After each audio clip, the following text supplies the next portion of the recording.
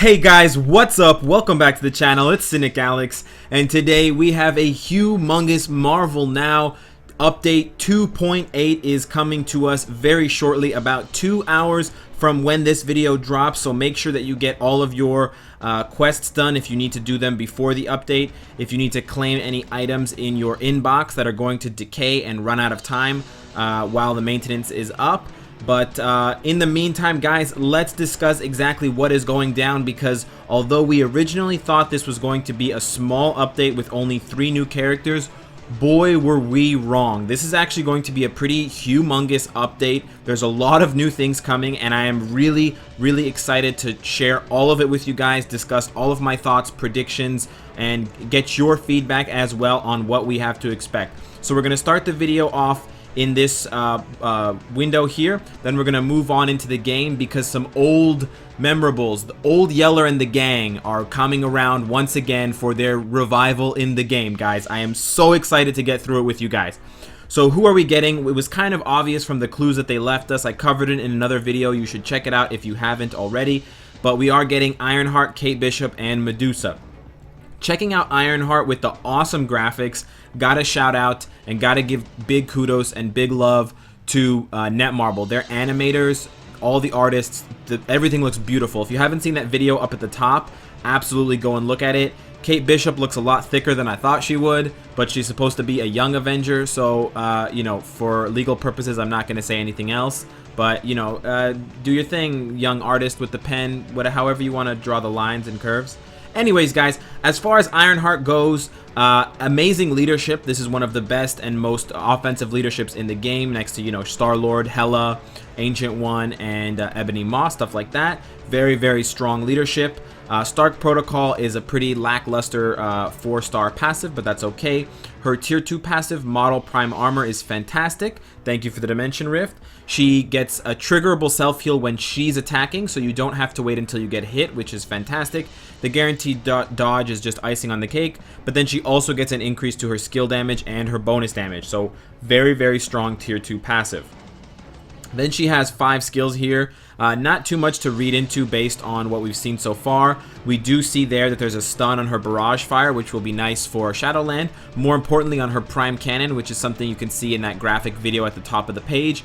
It has a 5-second immune to all damages. So with a 15-second cooldown, it's very similar to something like Black Bolts. You're not going to be able to chain it infinitely like Captain Marvel with her binary explosion, but you will be able to trigger this about every 7.5 seconds. So you just need to buy yourself a few seconds of time with iframes or dodging before you can blast once again with the Prime Cannon. From my initial impression, she seems like a very strong blast character, but I'm going to get into why I think there were a few mistakes or a few missteps on Netmarble's part as far as how they've positioned the character overall in the game and incoming into the meta. As far as Kate Bishop goes, her leadership is the improved Black Panther leadership that we have seen here. It's a 3% crit rate. I'm assuming that's going to go up to 18% once, or 15%, I guess, once she's at 6 stars and 6-star mastery. It's 15 or 18%. Anyways, so that's pretty cool. Her 4-star passive, Ignore Dodge 35%, is actually very crucial. Keep that in mind. I'm going to mention why that's important in a second here. Her tier 2 passive, again, is quite good. 20% crit damage increase, 20% all crit rate increase, and 30% guaranteed dodge. That's a very strong tier 2 passive. That's going to bump her survivability and her damage way up, and that's one of the strongest tier 2 passives for speed characters that we've seen. When you couple that with her 4-star passive, which is Calm Aim, she becomes a very spicy and a very juicy looking candidate for the Extreme Alliance Battle Speed Hero Day. From the animations that we saw in the video, it seems like some of her attacks are single target, like the Swift Archer, I believe, or Trick Arrows, actually. Trick Arrows looks like a single target attack, but some of her other attacks, Explosion Shot, Fuse Shot, Last One Shot, seemed like they did some pretty decent AoE, and they had some long iframes attached to them, at least from the speculative video. So I am pretty excited to see if she can actually become the staple hero for Extreme Alliance Battle Speed Hero Day. I cannot wait to tier 2 her, or at least mega rank up Kate Bishop, so that we can start testing things out with her, seeing if she really lives up to the hype, because as a lot of you guys know, we still don't have a very strong lead staple, best in-slot character for the Extreme Alliance Battle Speed Hero Day. As far as her skills goes, holy shit, that's a lot of crowd control. Almost every single one of her skills deals some kind of CC except for Explosion Shot. Trick Arrows has shock damage and a stun. Swift Archer has bleed and an all-speed buff to herself. Last One Shot has a stun, and Fuse Shot has a stun. So she is going to be an absolute stunner in Shadowland. No doubt she'll be able to solo some high-level stages by herself when she's at 6 stars, because that's just a full kit of crowd control, and that will just put any enemy on total lockdown. This is Songbird on steroids, steroid bird. As far as Medusa goes, I was correct in my assumption, or my guess at least, my prediction, that she would be universal. It would be awfully weird to have a combat or other typed character that gives a universal type hero all attack buff. So she's going to give a 36%, presumably 36% buff once you get to 6 stars, which is respectable. It's about half of what Thanos and Ronan give right now, which is interesting that they went with that selection. But notice it only applies to heroes, so it's not going to apply to the Black Order and stuff like that. So it's a little bit more situationally effective, and it may be good for Universal Hero. We have yet to see how she balances out in Extreme Alliance Battle. Her Queenly Gaze is pretty bad. Her tier 2 passive is okay. It's actually just a worse version of Kate Bishop's, but that's okay. That's not the worst thing in the world. Then her skills are pretty good. She's got a bind. She's got immunity for 5 seconds. It's on an 18-second cooldown, so you won't be able to string that together effectively. You will need to use other skills in addition to Hair Blossom. She's got a stun for 3 seconds, and then she's got a movement speed debuff. So a lot more CC coming in another character, and we kind of expected that given how she interacts with characters and enemies in the comic books. She uses her hair a lot. She entangles them, tentacles, all that stuff. 4chan will be all over this, hopefully. And it looks like she'll be a pretty strong character. Now, here's the interesting part as far as the new characters goes. Kate Bishop will be available through Villain Siege. So they're going to be switching Cho, Amadeus Cho, the Hulk Cho, his BIOS out of Villain Siege, and they're going to be substituting in Kate Bishop. What that means is you'll be able to farm her BIOS, I believe it's 6 per day, minimum, by just playing Villain Siege. That's great for new players and for people who are just starting out in the game, because I think that a raw Kate Bishop with no uniform and no setups is better than Amadeus Cho without his uniform, because he is getting one, spoiler alert, later on in the video. So that's really good, and as well it's good for veterans because they can farm her up quickly to 1 star and then use a mega rank up ticket on her or whatever. We don't have to use selectors. Medusa is going to be available through Hero Chests, which again is just selectors. You can get her by completing Shadowlands and from the daily chest and stuff like that. So just like Misty Knight and Shang-Chi. The interesting part here, and the part where I think that Netmarble made a bit of a misstep, is when they gave Ironheart the paywall treatment. So as you can see there, Ironheart is only available through the Get 20 Biometrics daily package available in the shop. I'm not terribly sure, or I don't really understand the incentive behind doing this. So by making Ironheart a character that you need to pay money for, they're making her out to be a premium character.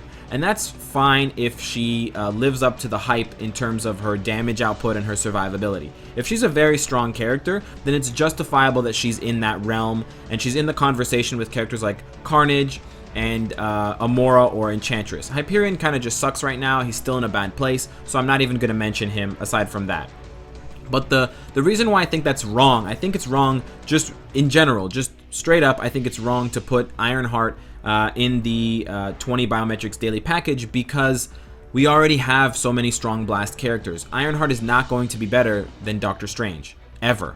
I mean, I would be shocked if she was a better fit for, blowing through any Shadowlands level, blowing through World Boss, blowing through Extreme Alliance Battle, than Doctor Strange. She's not going to overtake him. She's probably not even going to be as good as Enchantress. So why introduce another paywall blast character when you already have at least 2 characters who, surpass her and basically make it, uninteresting, and it kind of unincentivizes going for her by using the bio package. I mean, you'd basically end up having to choose between Enchantress or Ironheart. And if they basically do the same thing, I think a lot of people have a lot more allegiance to a legacy character, someone who's been in the comics for so long, like Enchantress, against someone who was just recently introduced and introduced no less as a replacement for one of the most beloved Marvel characters of all time in Tony Stark. Coupled with the fact that we're not getting an upgrade or a retuning or a buff for Iron Man, for the original fucking guy in the suit, kind of leaves me perplexed as to why they would put Ironheart in the bio sub category. They could have put Medusa there and that would be just a viable because she's such a beloved character. They could have even put Kate Bishop in there if she's going to be the next premium speed character. But we already have a plethora of blast characters, so that kind of leaves me scratching my head as far as why she was put there goes. Oh Nelly, but that is not all, guys. We are also getting a shit ton of upgraded characters, new tier 2s, new 6-star skills, new uniforms. The list goes on, guys. This is going to be a huge update, and we have to start with the most important character in the game who's been memed to death, Elektra. She is finally getting her just dues, and I don't know if they're just dues yet, but as far as this character is concerned, she's been at the bottom of the game. She's been bottom tier for so long. She hasn't had a 5th skill for as long as she's been a character. It's embarrassing. It's insane. And so she's finally getting it. What is she getting exactly? Well, she's getting something called Red Assassin, which is on a 13-second cooldown, which is pretty short for a 5th skill, so that's good to note. It's going to apply a 20% bleed for 1 second, for 5 seconds every 1 second, which is pretty strong. And then as you can see here, that's a 30% bleed for 5 seconds, so it's going to be a little bit less than Rain of Blood.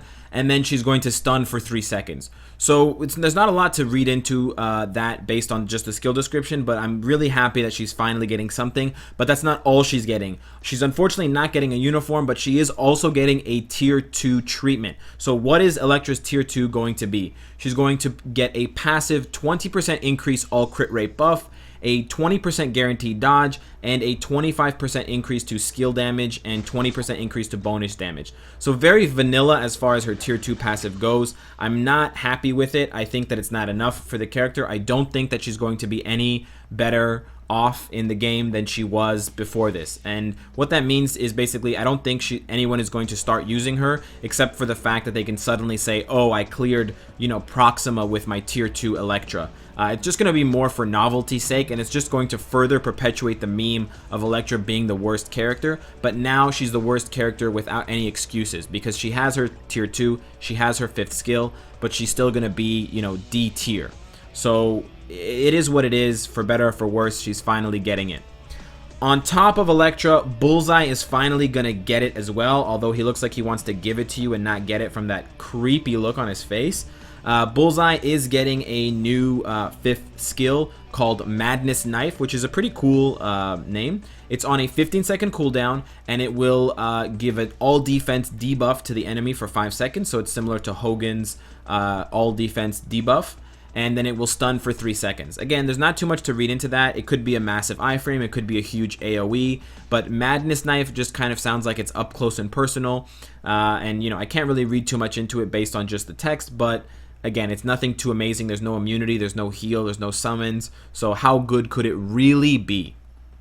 He's also getting a tier 2 passive, which is going to be something that gets activated. It's not passive, it's going to be activated.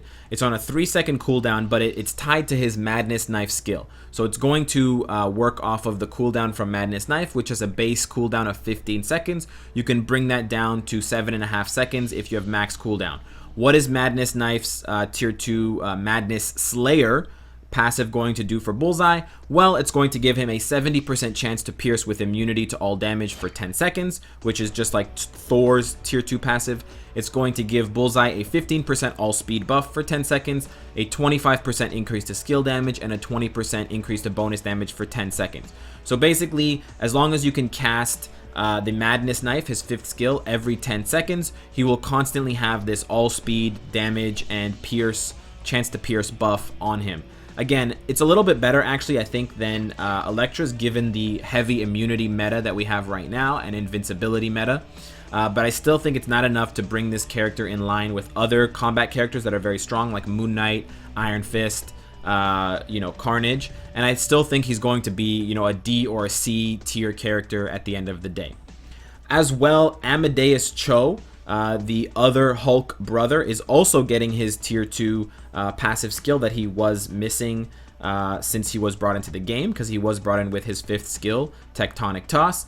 What is our big green, I believe, Korean friend getting? Well, the Totally Awesome Hulk is getting a 20% increase to skill damage, 15% increase to bonus damage, 20% guaranteed dodge, which is interesting because not a lot of combat characters get guaranteed dodge, and he's getting a 20% ignore dodge. So it's kind of just a mishmash of everything. I don't think there was a lot of creativity or time spent on this tier 2 passive. It kind of feels blasé to me and very vanilla, and especially considering that this character was brought into the game as a fan service character, I feel like they could have done more for him and more to differentiate his tier 2 from, you know, the other Hulks and from other characters. He kind of just feels like a patchwork tier 2 to me. I don't think, again, it's going to make him meta. It's just going to keep him as a C, maybe a C plus tier character, maybe a B character if you're really lucky and you're really good handling him and you've geared him out totally. Not too excited about that. As well, guys, we are getting 5 new uniforms. Holy shit. We have not had this much in a strong update since probably Doctor Strange, with new characters, new uniforms, new modes, new shit to grind. It's just insane. So the first uniform that we are getting is for another Hulk. It is for the Red Hulk. It's not for Thunderbolt Ross. It's for, I guess, someone else. There's going to be another mind inhabiting this fiery giant, and it's basically going to give him a very strong bonus. When his HP is below 50%, he's going to apply a 15% HP recovery for 1 second, and that's on a 7-second cooldown. So basically what Red Hulk's uniform is going to do is it's going to give him Moon Knight's tier 2 passive, but it's going to be half of the recovery, and it's going to be at 50% instead of at 30%. So 30% would have been worse for Red Hulk because 15% HP recovery is not that much, and you would probably still die to 1 or 2 shots if you're not very careful and already in like dodge mode. So 50% is a lot more comfortable as far as when your HP is triggered for recovery. So it's also similar to the accelerated healing, but again, it's more than that, and it's at a different percentage, 50 instead of 30. So I think that's actually a very strong uniform. We have to see how it changes his skills around, because Red Hulk has a lot of long animations with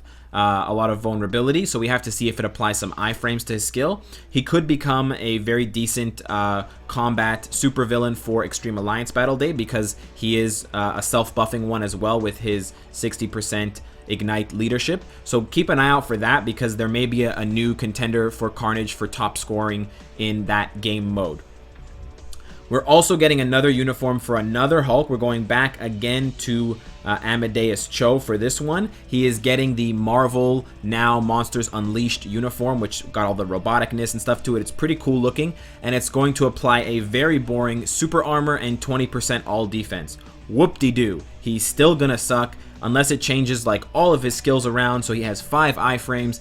I don't think this is going to be a very impressive uniform aside from visually speaking. If there's one thing Netmarble does oh so well, it's give even characters with terrible uniforms a really, really good looking overhaul to the character's you know, makeup and look. So I am excited at least to be able to you know, feast my eyes on something a little bit more interesting than this. We are also getting a uniform for Jello Jacket. Yellow Jacket is going to get his Marvel Now uniform. I know a lot of people have lamented Yellow Jacket's eventual uniform, because although we want Yellow Jacket to be stronger and have those 10% stat buffs as well as whatever the uniform bonus is, people have discussed and said that his original uniform, this uniform, is so good. How could Netmarble top this one? They're not going to be able to with this new uniform, but at least we are going to be getting a pretty decent bonus. He's going to be getting a 25% damage increase to hero types. So that's going to make Yellow Jacket more offensive when it comes to PvP modes where you fight a lot of heroes. It's not going to make him very useful in World Boss right now, and it's only going to make him useful in Invasion when he's fighting against Odin. So not terribly applicable in PvE aside from some Shadowland stages, but very applicable in PvP, and I'm excited to see what he can do with that. As well, guys, there are 2 more, believe it or not.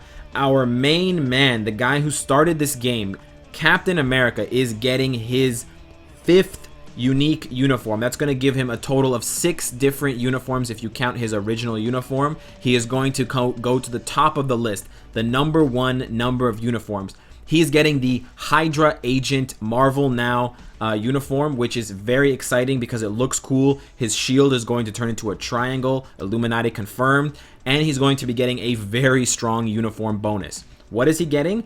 With a 45% rate when he gets hit, Captain America will become immune to all damage for 3 seconds, which is pretty good.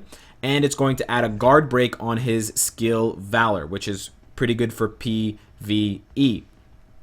It's got a cooldown of 7 seconds, so basically when he gets pummeled every 7 seconds, he can be immune for 3 seconds. So then you just have to wait another 4 seconds, and then it can happen again. It's not bad. It's going to improve his tankiness a little bit, and there are a few other changes coming to Captain America that we're going to talk about later that are going to make him even better. Our final uniform is for our resident nut holder, Squirrel Girl. She is getting her Marvel Now uniform with a very cute American flag tunic or handkerchief, whatever you want to call it. It looks very, very delightful, and it's going to give her basically a damage obelisk proc. It's going to be similar to the Destroyer's uniform bonus.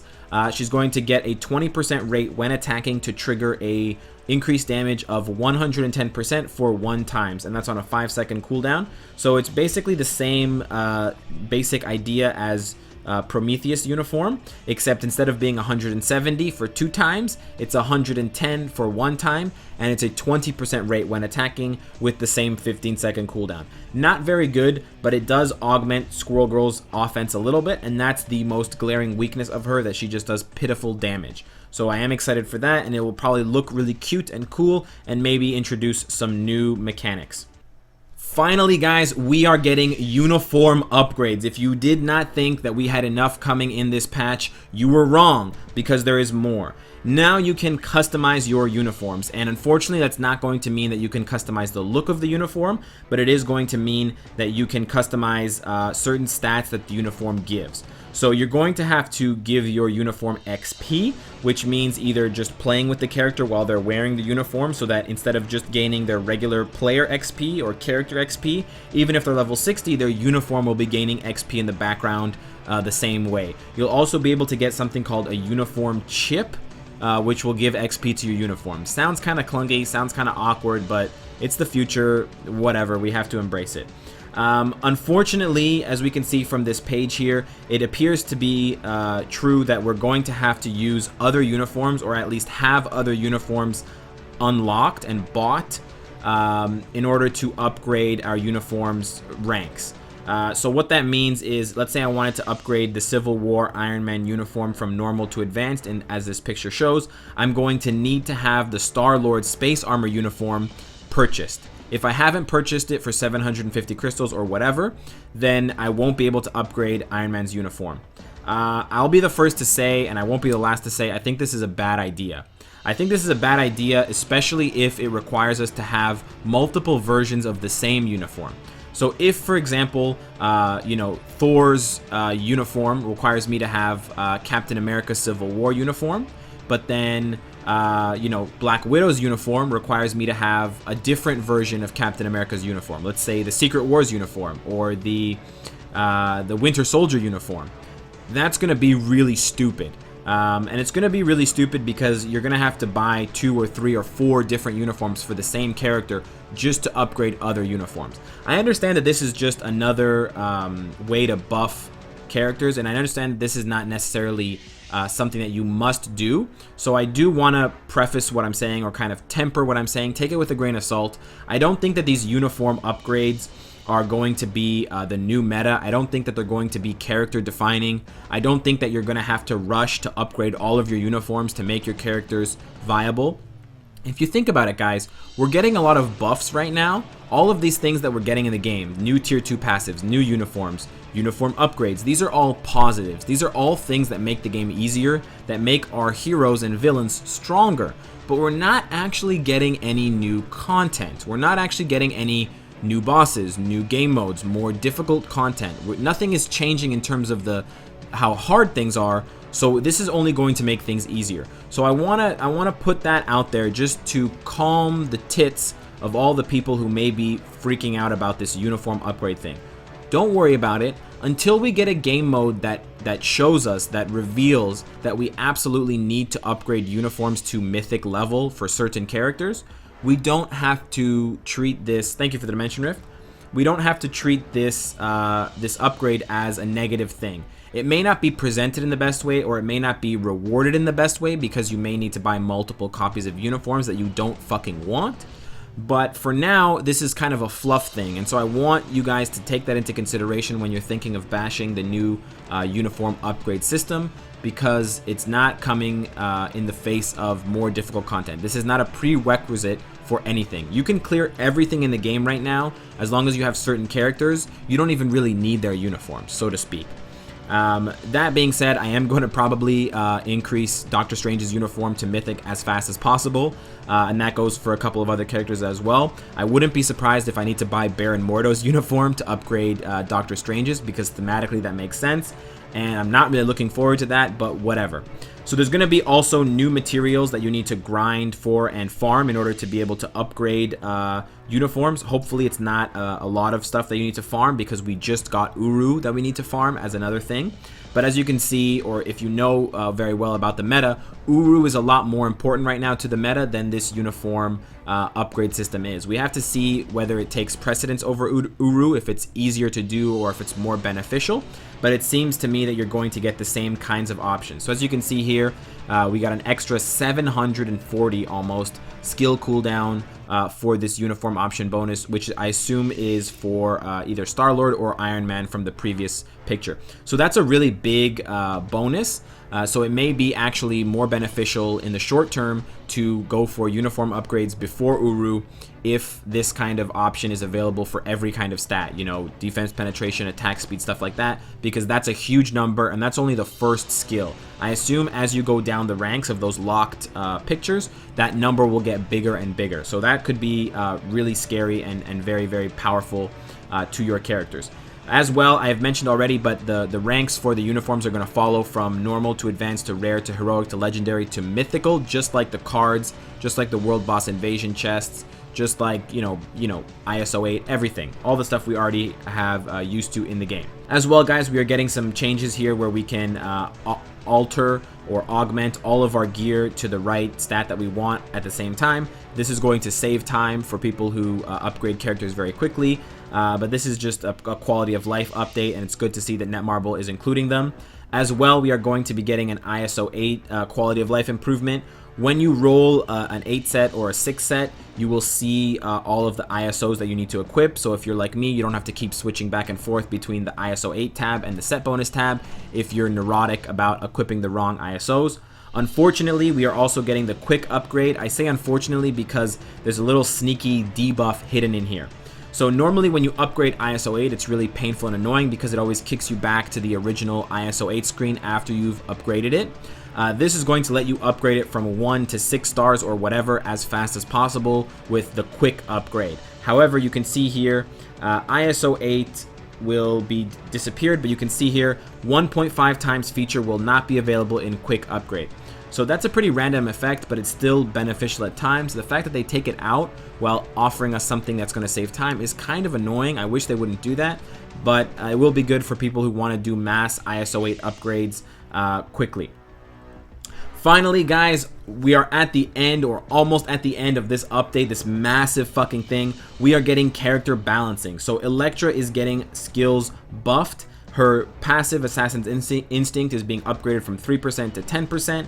Her stats have been improved, and her active skills are being changed. So you can see here, Reign of Blood, even the skill names. She's basically becoming a whole new character. That's how you can read this.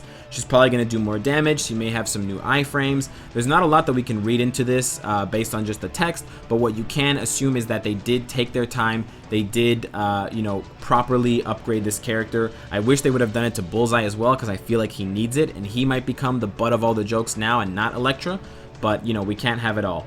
As well, guys, this is probably the thing that I was most excited for to talk about with you guys. We did it.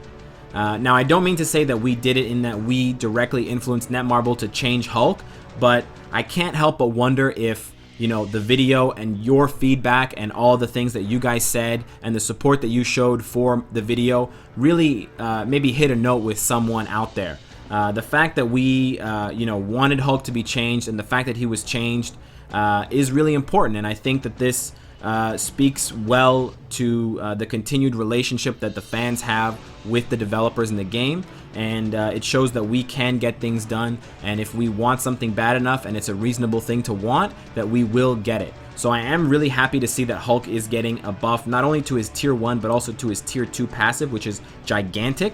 I don't want to read too much into this because there is a lot to go through and it's pretty technical, but all I'm going to say right off the bat, my impression is that Hulk is going to be a decent character. He's not going to be the top combat character, but he's going to be decent. I would say that this probably puts him at B tier. This probably puts him in line with characters like Kingpin and other characters like, let's say, Nebula tier 2 and just other pretty strong characters. Not the strongest, again, but a solid B, maybe B plus tier combat character. So I'm very, very happy for Hulk. As well, Red Hulk is getting an upgrade to both his tier 1 and his tier 2 passive. Again, I think this is great. I think this might make Red Hulk an important combat supervillain, but we will have to see how that plays out, and I'm just super happy that he's getting that. Surprisingly, Captain America is also getting an upgrade. Unfortunately, his counterpart in the Civil War, at least the first one, Iron Man, is not getting any upgrades, which is perplexing to me considering Ironheart is coming into the game. However, Captain America is getting damage increase on 3 different skills. He's getting a stat increase for his tier 1 and an HP increase for his tier 2 when he gets that buff, and he's having both his tier 1 and his tier 2 passive skill changes. This was a bit out of left field for me. I was not expecting Captain America to have a buff in this patch. However, I can't say I'm unhappy with it. I think this is excellent. I think this makes the character a lot more relevant, and it makes my free-to-play videos a lot harder to make now because Captain America is a decent character. So I'm very, very happy about that. There's also some small changes to Squirrel Girl's skills and Bullseye's skills, and then they are finally changing, most notably, Doctor Strange and Volstag's Reflect. It's changing back to its original Reflect from the Super Armor or whatever it was offering Volstagg before.